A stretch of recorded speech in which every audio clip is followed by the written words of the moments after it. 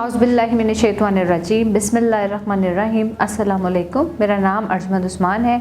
आज की इस वीडियो में उर्दू जमात अव्वल का सबक नंबर 1 खोलेंगे और वहाँ पर मौजूद खूबसूरत सी नज़्म हम के बारे में जानेंगे।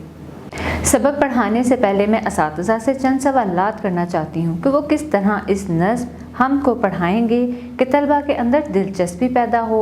सबसे पहले आप तलबा से चंद सवालात करें कि उन्हें पता है हम किसे कहते हैं, किस तरह की नज़्म को हम कहा जाता है। आप तलबा से सवालात करेंगे और उनसे मुख्तलिफ तरह के जवाबात वसूल करेंगे। तलबा की हौसला अफजाई करें और फिर तलबा को बताएं कि हमद ऐसी नज़्म होती है जिसमें अल्लाह ताला की तारीफ़ अशार की सूरत में बयान की जाती है। तलबा को बताया जाए कि अल्लाह ताला की बड़ाई और ताकत के बारे में, यानी हम सबको किसने पैदा किया, हमारे माँ बाप बहन भाई सबको पैदा करने वाली ज़ात अल्लाह ताला की है। अल्लाह ताला ने सूरज, चाँद, तारे, फल, पौधे सबको पैदा किया है। इतनी खूबसूरत दुनिया बनाई है, इतना प्यारा आसमान बनाया है। आसमान की खूबसूरती को बढ़ाने के लिए दिन के वक्त सूरज और रात के वक्त चाँद और तारे बनाए हैं। इसके अलावा ये फल, फूल, पौधे, दरख्त, जानवर, चरिंद परिंद सब का खालिक अल्लाह ताला है। वो बहुत बड़ी ताकत रखने वाला है। सब तारीफ़ें उस खुदा के लिए हैं।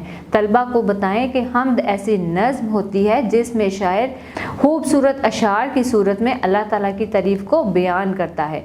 इसके साथ साथ आप तलबा को ये भी बताएं कि इस सबक को पढ़ने के बाद आप उर्दू की कौन कौन सी महारतों पर अबूर हासिल कर सकते हैं और हम के बारे में मालूमात हासिल कर सकते हैं। तो आइए चलते हैं हासिलाते ताल्लुम की तरफ।